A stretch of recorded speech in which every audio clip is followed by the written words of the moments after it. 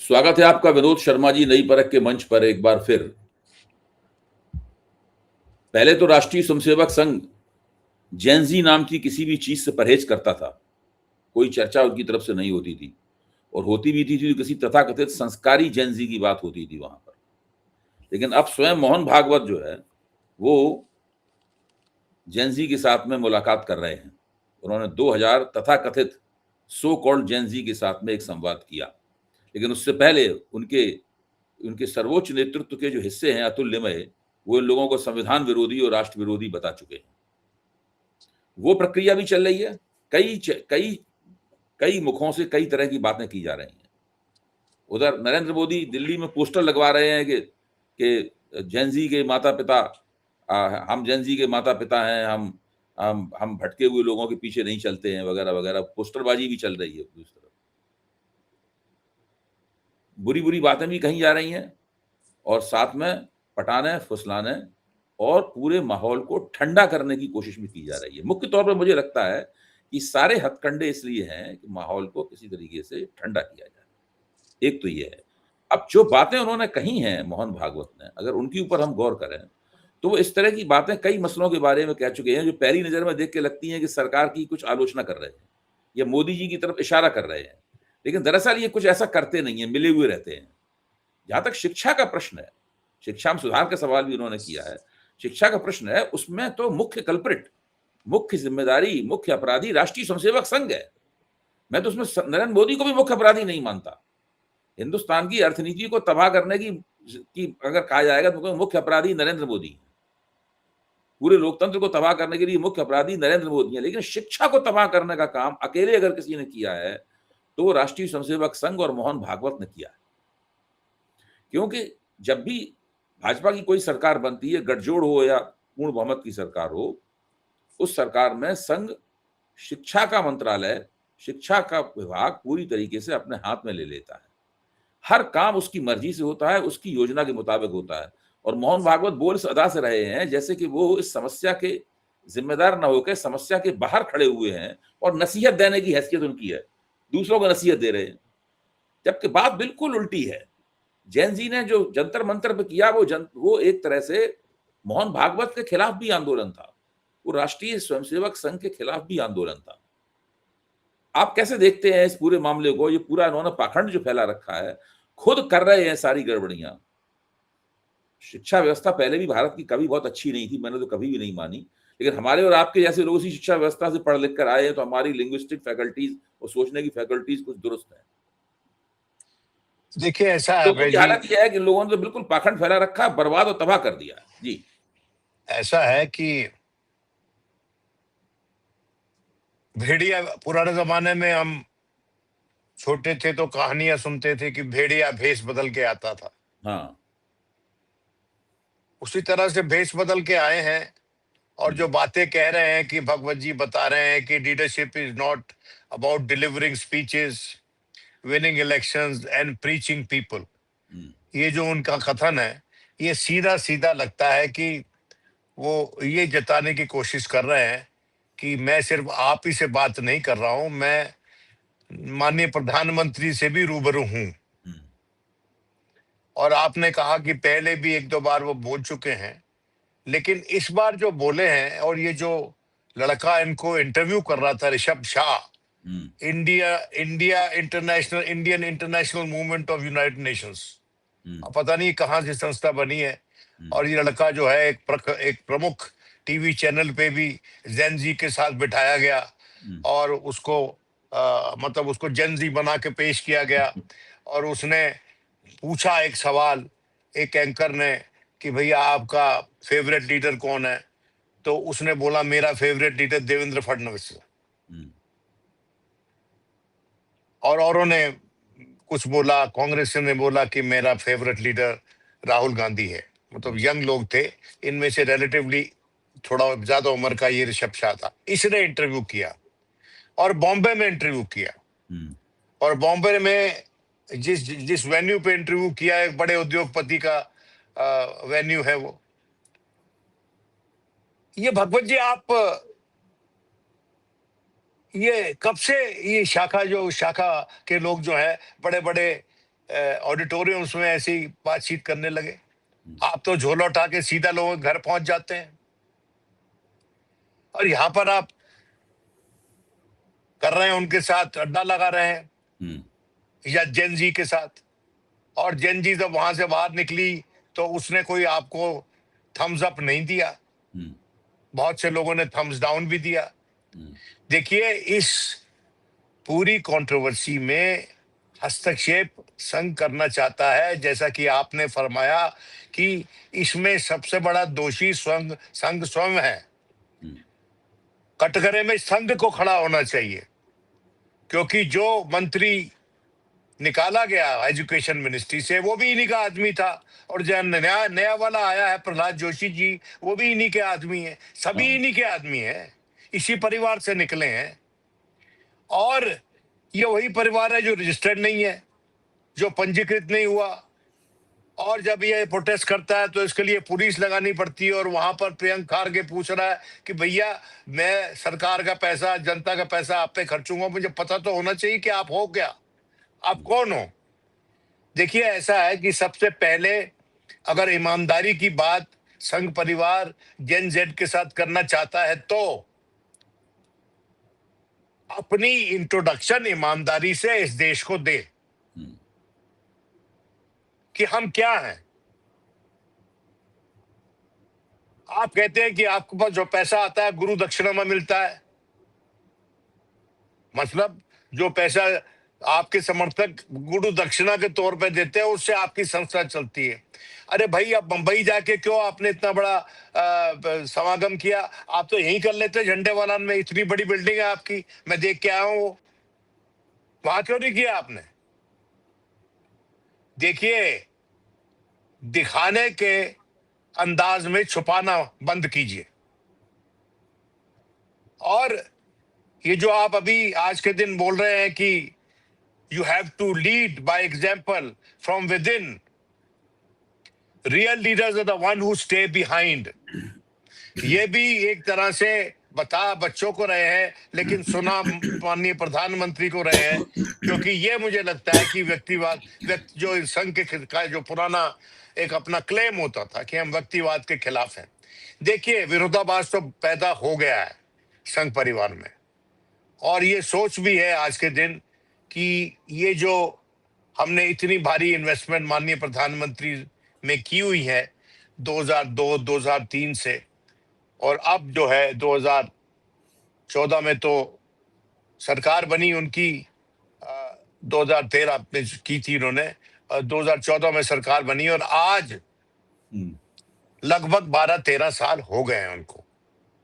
और ये जो विकट परिस्थिति है, इसमें से सरकार रूप कितना कैसे बिना अनस्केथ, बिना किसी जख्म के, बिना किसी टेंट के, बिना किसी दाग के निकलती है, ये बड़ा भारी प्रश्न है।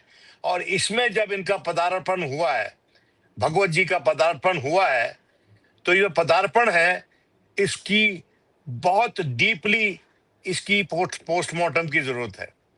क्योंकि ये कोशिश इनकी पहले शुरू में भी ये थी कि शुरू में ये बताया जाता था कि जिस तरह से बुलाया दीपके साहब को और औरों को, हमने भी चर्चा की है उस पे, उसको फैसिलिटेट किया उसकी एंट्री को, और वो आदमी बड़ी आसानी से आ गया, उसने शुरू कर दिया अपना प्रोटेस्ट। उसमें आके मिल गए सोनम वांगचुक जी।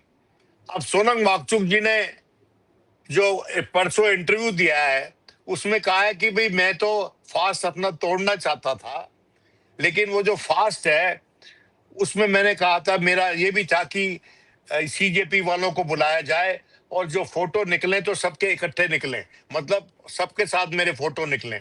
लेकिन ये दो मंत्री जो मेरे पास आए थे वो बाहर गए और उन्होंने फोटो सोशल मीडिया पे दे दिए। और वो उसने यहां तक दावा किया, तो मैं तो ये भी कोशिश कर रहा था कि राहुल गांधी आ जाए और उसके हाथ से मैं भी गिलास एक जूस का पीऊं, लेकिन वहां से हमको कोई रिस्पांस नहीं मिला। अब देखिए, हम पहले भी चर्चा कर चुके हैं कि कांग्रेस की तरफ से भी रीच आउट हुआ था इनको जब वो भारत जोड़ो यात्रा कर रहा था, जब वो या फिर मोटरसाइकिल पे लद्दाख वगैरह की तरफ गया था, लेकिन इनकी तरफ से कोई रिस्पांस नहीं आया। मेरा कहने का मतलब है कि ये जो मूवमेंट है, प्योरली जेन जेड की मूवमेंट है, छात्रों की मूवमेंट है। इसमें बहुत सी एंटीबॉडीज आ गई हैं। उनका क्या असली एजेंडा है, उनका क्या कॉम्पोजिशन है, हमको अभी विस्तार से पता नहीं है। लेकिन मोहन भागवत जी झारखंड में नहीं जा रहे, जहां पर इतने सक्रिय हैं संघ के लोग। क्यों नहीं जा रहे? वहां जाइए ना। सब कह रहे हैं राहुल गांधी क्यों नहीं जा रहा? राहुल गांधी को जाना चाहिए। नहीं, राहुल इस गांधी जा बात रहे की हैं। नहीं, राहुल गांधी जा नहीं रहे, लगातार उन लोगों के संपर्क में है, बात कर नहीं रहे नहीं हैं राहुल नहीं गांधी। नहीं नहीं, मैं मेरी देखिए बात सुनिए। जाना एक बात होती है, संपर्क में रहना एक बात होती है, लेकिन फिर भी ये बात बनती तो सही है कि भाई आप पार्टी और पार्ट ऑफ द गवर्नमेंट, आपको जाना चाहिए, वो अलग मसला है। ये जो पूछ रहे हैं कि इनको जाना चाहिए, इनके अपने गुरुजी क्यों नहीं जा रहे हैं वहां पर? झारखंड में क्या अस्तित्व नहीं है का आरएसएस का? संघ के लोग काम नहीं करते का वहां पर? शेड्यूल ट्राइब्स के इलाकों में करते हैं ना। और आप ही लोगों ने प्रचार किया था कि वहां से बड़े लोग अंदर आ रहे हैं झारखंड में, और वहां पर जो उसकी जो डेमोग्राफी है चेंज करने की चेष्टा हो रही है एंटी नेशनल फोर्सेस के द्वारा। और जो अतुल लिमय है, अतुल लिमय के खिलाफ आपने क्या कार्रवाई की भगवत जी? क्या आपकी इंटरवेंशन उसकी जो बात थी उसको न्यूट्रलाइज करने के लिए थी, उसको कवर अप करने के लिए थी क्या? ये जो आपने बड़ी बड़ी बातें वहां पर की बच्चों के साथ। और जो ऋषभ शाह है, ये कैसे चुना आपने? कौन है ये? कौन है ये? Who's Rishabh Shah? I want to know. ये पता होगा इंडिया टुडे वालों को, जिन्होंने प्रोजेक्शन दिया उसको। वही बता दे कौन है ऋषभ शाह, और किस में आना शुरू कर दिया है इसने इस डिबेट में उसने। तो देखिए, सच्चाई है कि हो सकता है कि ये सही आदमी हो सकता है कि ऐसी कोई इनके मन में कोई कामना ना हो कि हम इसमें घुस के कोई इसका विघटन करें या इसको डिवाइड करें इस मूवमेंट को।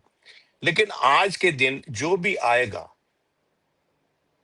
उसको ईमानदारी से पेश आना पड़ेगा, क्योंकि छात्र बहुत सजग हैं आज के दिन, बिल्कुल बहुत सजग है वो लोग। और उन्होंने तो यहां तक कह दिया है, उसने कहा ना कि मैं अपना डिग्री दिखाने को तैयार हूं, मैं अपनी एजुकेशनल क्वालिफिकेशन दिखाने को तैयार हूं। दीप के बोलता है अगर प्रधानमंत्री भी दिखाते अपनी, तो वो तो सीधा अपफ्रंट बात कर रहे हैं। बिल्कुल। तो आपने जो ये छात्र बुलाए थे, ये कौन थे? किस बेसिस पे इनका सिलेक्शन हुआ? और जो इम्प्रेसरियो था, मतलब जो संयोजक था, मतलब जैसे ऋषभ शाह था जो बात आपसे सवाल पूछ रहा था, क्या वो सवाल जो थे एक्सटेम्पोर थे या पहले आपको दे दिए गए थे? What were the terms of engagement between Mohan Bhagwat and the students? मैं ये पूछना चाहता हूं। देखिए, आपने शिक्षा व्यवस्था में सबसे ज्यादा आप घुसे हैं, संघ परिवार सबसे ज्यादा घुसा है। क्या वहां पर किसी ने सवाल पूछा कि आप अपने वाइस चांसलर कैसे लगाते हैं यूनिवर्सिटीज में? आप शिक्षक कैसे लगाते हैं यूनिवर्सिटी में? आप किस तरह से घुसपैठ कर रहे हैं यूनिवर्सिटी में और क्यों कर रहे हैं? आपका एजेंडा क्या है?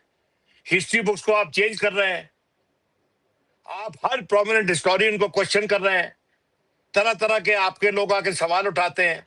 व्हाट्सएप आपके लोग, आपने नॉर्मल यूनिवर्सिटीज में अपने लोग बिठा दिए हैं, और उसके साथ साथ आप अपनी व्हाट्सएप यूनिवर्सिटी भी चला रहे हैं, जिसके चलते हमारी जो शिक्षा व्यवस्था है, हमारी जो अभी तक की नॉलेज है, जो जनता जो छात्रों को दी गई आजादी के बाद, वो नॉलेज जो है उसमें वहां किसी ने सवाल पूछा इनसे कि सन 50 से लेकर 2002 तक तो आप तो तिरंगा लहराते नहीं थे संघ के मुख्यालय पे।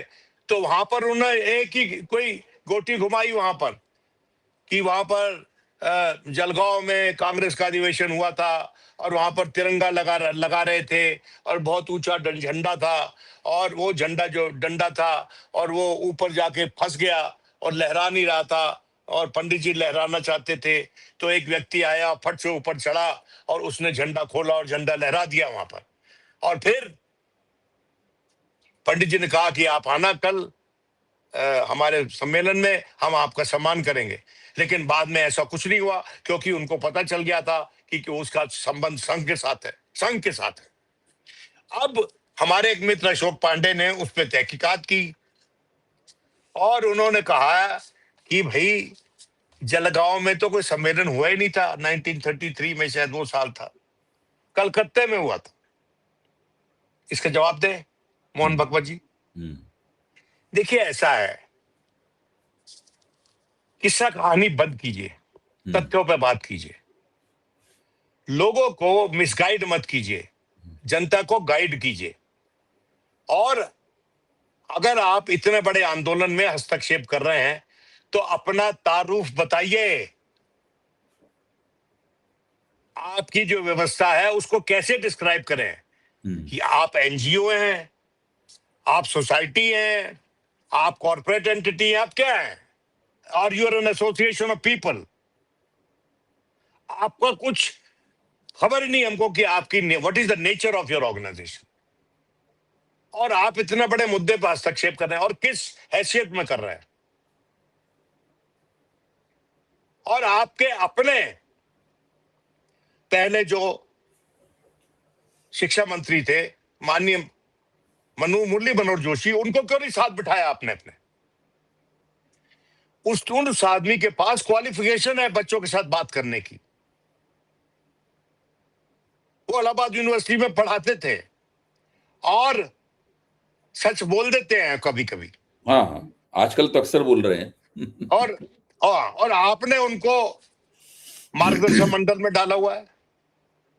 भैया वो जिस उम्र में आपने उनको मार्गदर्शक मंडल में डाला है भगवत जी, वो उम्र तो आपकी भी हो गई है अब। तो आप मार्गदर्शन के लिए, पार्टी के मार्गदर्शन के लिए बच्चों को बुला के बातचीत कर रहे हैं, या आप पार्टी को प्रोत्साहित कीजिए। आपका नया एजुकेशन मिनिस्टर क्यों नहीं बिठाया आपने बगल में? आपका अपना आदमी है संघ से निकला हुआ, प्रहलाद जोशी, वहां क्यों नहीं था वो? इन व्हाट कैपेसिटी इज संघ intervening in this movement of students? ये मुझे नहीं पता कि what was the nature of the students who were collected in that very fancy इसी में विरोध जी, बीच में इसी में बात में कहना चाहता हूं।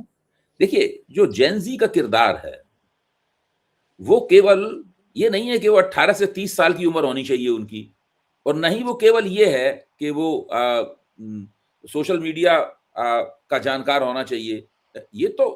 ये उसके दो गुण हैं, उम्र की एक कैटेगरी और सोशल मीडिया पे खास तौर से निर्भरता और महारत।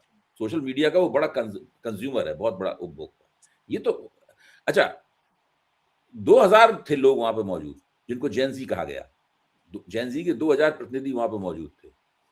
आप किसी को भी बैठा कर कह देंगे कि ये लोग जेनजी हैं, ये कैसे हो सकता है?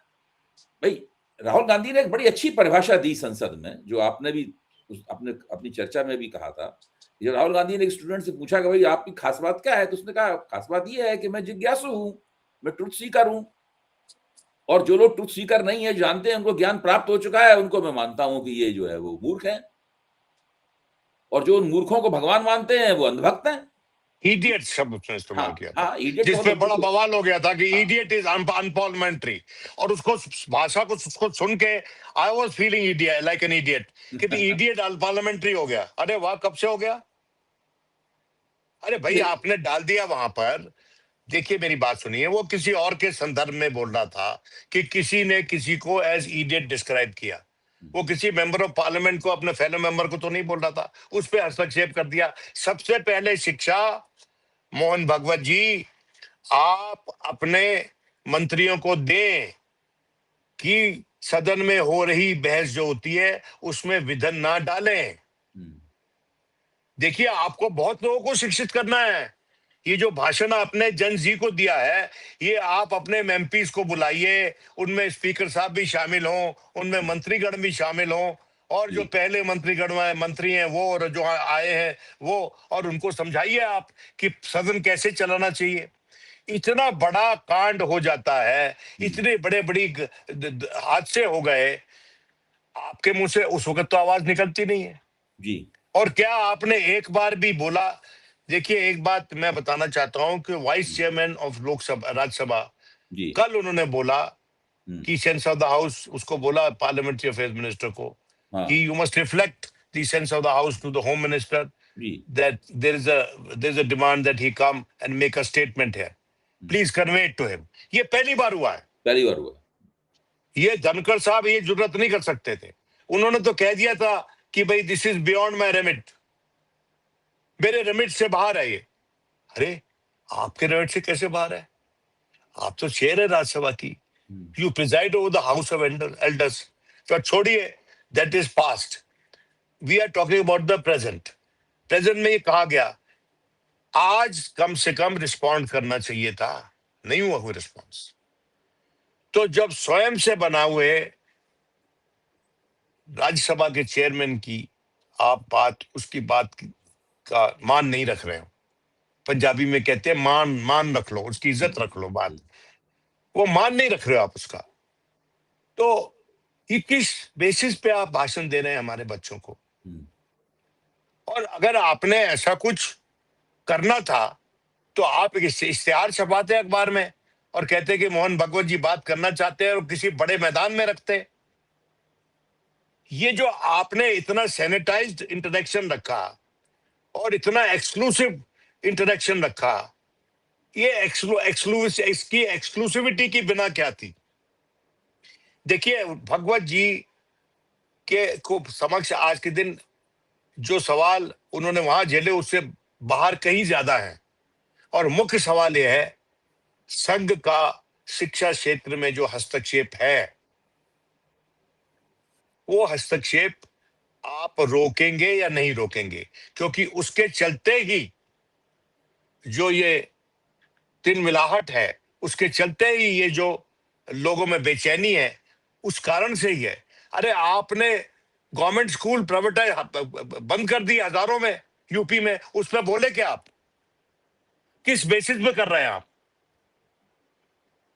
नहीं, एक तरफ तो ये भी बोलते जाते हैं कि शिक्षा व्यवसाय नहीं है, बोले शिक्षा व्यवसाय नहीं है, ठीक है, लेकिन दूसरी तरफ जो सरकारी स्कूल जो बिक रहे हैं, खरीदे जा रहे हैं, वो उसको आप बढ़ावा दे रहे हैं।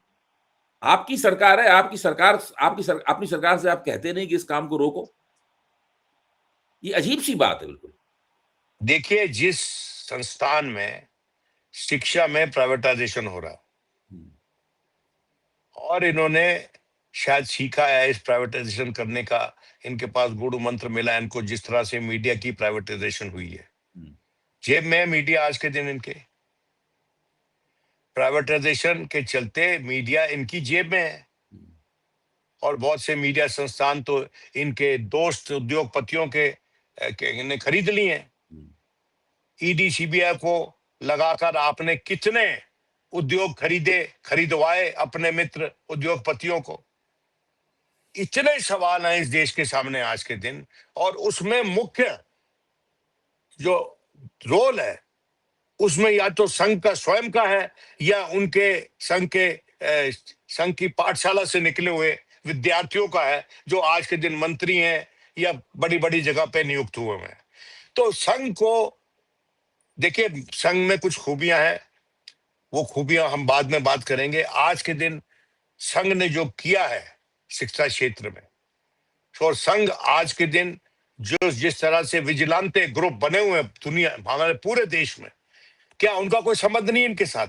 क्या ये सच है कि जो प्रधान साहब थे एक जमाने में बजरंग दल के सिरमौर होते थे, वो भी बजरंग दल में थे?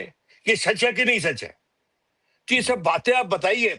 हम ये नहीं कह रहे बजरंग दल को बंद कर दो, हम ये कह रहे हैं बजरंग दल को तरीका समझाओ कि किस तरह अपनी प्रेजेंस दर्ज करनी है, किस तरह अपनी बात मनवानी है, धमकाना नहीं है, तोड़फोड़ नहीं करनी है। ये जो तोड़फोड़ धमकाने की जो पूरी इस देश में प्रचलन पैदा हो गया है, वो प्रचलन से बच नहीं सकता संघ परिवार, उस तोहमत से बच नहीं सकता, उसका जवाब इस देश को देना पड़ेगा। और इसलिए शिक्षा के क्षेत्र में जो आपका हस्तक्षेप था, उसके चलते ये सब गड़बड़ी हुई है। जो जो जो नेशनल टेस्टिंग एजेंसी है, उसमें जो नियुक्तियां हैं उसमें आपका कितना हस्तक्षेप था, ये बताइए। हर जगह इनका हस्तक्षेप है, शिक्षा में और कल्चर में, दोनों जगह पे। और ये तो हम तो अक्सर चर्चा कर चुके हैं, तो आप तो you had come to capture the mind of India, but you have disturb the mind of India, dear RSS.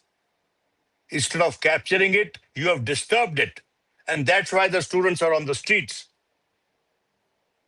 और वो शिक्षा के लिए इसलिए विचलित है कि शिक्षा का अधिकार प्राप्त करके, शिक्षा ग्रहण करके ही आपके जो तरीके हैं, तौर तरीके, उनका वो सटीक जवाब दे सकते हैं। आपसे पूछा गया कि 50 से लेकर 2002 तक आपने झंडा क्यों नहीं फहरा रहा, आपने कहानी जोड़ दी है। वही इतिहास की किताबों के साथ करते हैं आप। तो ये तो उचित नहीं है। मैं बहुत नाराज हूं इनसे, भगवत जी से।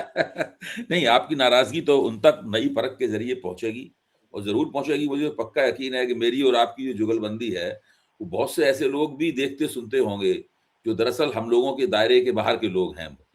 हाँ हाँ, वो कई बार हम लोगों के साथ ख्याल नहीं है। कई लोग सोचते हैं कि हम तो ऐसे ही हम फिक्शनलाइज कर रहे हैं फैक्ट्स को। हम फैक्ट्स को फिक्शनलाइज नहीं करते, हम फैक्ट्स को डिकोड करते हैं, और डिकोड करके आपके सामने प्रस्तुत करते हैं। आपने एक्सेप्ट करने करिए, ना करें, आपको जबरदस्ती कर रहे हैं क्या? अच्छा, अब आखिर में मैं ये आपके सामने एक तजवीज करना चाहता हूं, वो ये है कि मुझे लगता है कि राष्ट्रीय स्वयंसेवक संघ ये जो 20 जुलाई को हुआ जंतर मंतर पर, और उसकी जो प्रतिक्रियाएं हुई, वो सारे देश में जिस तरह का माहौल बना, उससे ये लोग बहुत चिंतित और विचलित हैं। हाँ, वो उसका सवाल है। हाँ, इनमें से दैट इज व्हाई हाँ, देखिए, एक बात सच है, he is trying to distance himself from the prime minister and the government. आप सबके उससे पूछा गया पैरेड गन्स, उसके बारे में बात कर लेंगे, उसपे तहकीकात हो रही है एंड ऑल दैट। अरे तहकीकात हो रही है, क्या हो रहा है? अभी यशवंत सिन्हा एक जगह कहीं बोल रहे थे, वो तो आप ही के साथ थे पहले। उन्होंने कहा कि भाई ये तो एडमिनिस्ट्रेटिव एंड पॉलिटिकल रिस्पॉन्सिबिलिटी तो माननीय गृह मंत्री और माननीय प्रधानमंत्री की डायरेक्टली बनती है, तो उसमें आप कैसे बच के निकलना चाहते हैं? उसमें तो कुछ नहीं बोले आप प्रखर होके। आपने एक आदमी ने वहां खड़े होके बोल दिया ये एंटी नेशनल है, फिर आप आगे नहीं, ये तो हमारे बच्चे हैं। तो भैया वो आपका जो बच्चा एंटी नेशनल बोल रहा है, बड़ा बच्चा, उसको तो रोको। उसके साथ आपने क्या सलूक किया, ये बताइए हमको। Have you punished him? Has he been removed from his position? भाई अच्छे बड़े ओहदे पे है ना संघ में वो। मुझे तो ये लगता है विनोद जी कि मोहन भागवत और नरेंद्र मोदी, दो लोग जो कि शीर्षतम लोग हैं हिंदुत्व की दुनिया के, इनसे बड़ा तो कोई आदमी है नहीं।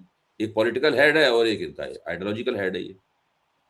ये हिंदुत्व के दोनों जो खलीफा हैं, ये दोनों चाहते हैं कुछ मीठी मीठी बातें करके किसी तरीके से इस मामले को ठंडा कर दिया जाए, ये चाहते हैं। और दूसरी तरफ मामले को अपने भक्तजनों को तसल्ली देने के लिए कि हम दबे नहीं है, तो वहां पे आक्रामक बातें भी हो रही हैं साथ में। ये दुतरफी चाल खेली जा रही है, इसके अलावा ये कुछ नहीं है।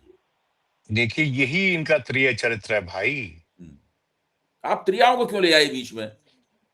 त्रियाएं मुझे भी पसंद है और आपको भी पसंद है, पर आप त्रियाओं को क्यों ले आए? लेकिन देखिए, ऐसा है कि ये जो है they are Jekyll and Hyde game खेलते हैं ये। हाँ, जेकिल एंड हाइड गेम है ये सही बात है। ये जेकिल एंड हाइड गेम खेलते हैं। हाँ। तो एक तरफ एक चेहरा दिखाते हैं, दूसरी तरफ दूसरा चेहरा दिखाते हैं।